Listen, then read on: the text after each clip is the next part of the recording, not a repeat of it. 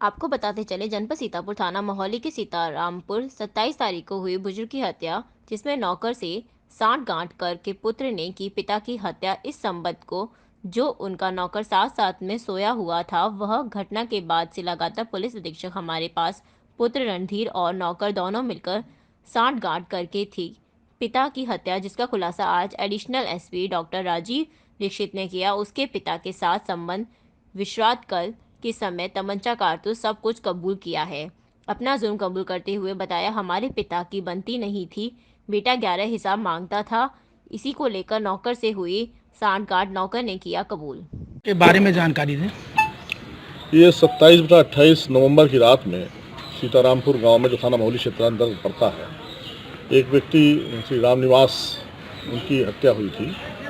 उस संबंध में जो इसका नौकर था, जो साथ में सोया हुआ था, वो घटना के बाद से लगातार फरार चल रहा था। हम सभी पुलिस अधीक्षक महोदय के निर्देशन में टीमें लगी हुई थी और इस बात के लिए लगे हुए थे कि ये नौकर आखिर गायब है, तो इसके पीछे क्या रहस्य हो सकता है, इसकी घटना से संलिप्तता क्या हो सकती है।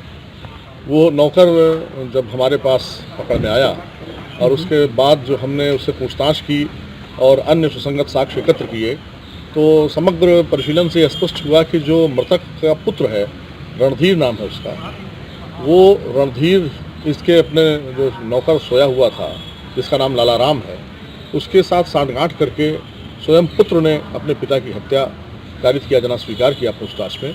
और इस घटनाक्रम का ये जो खुलासा हुआ है, वह उससे यह स्पष्ट हुआ कि जो पुत्र था, उसके पिता के साथ संबंध अपने ठीक नहीं थे। उसके कई कारण थे। पिता का उसके प्रति किया गया व्यवहार, जो उसे लगता था कि पुत्र के नाते जो उसे मिलना चाहिए स्नेह और संरक्षण, वो नहीं था।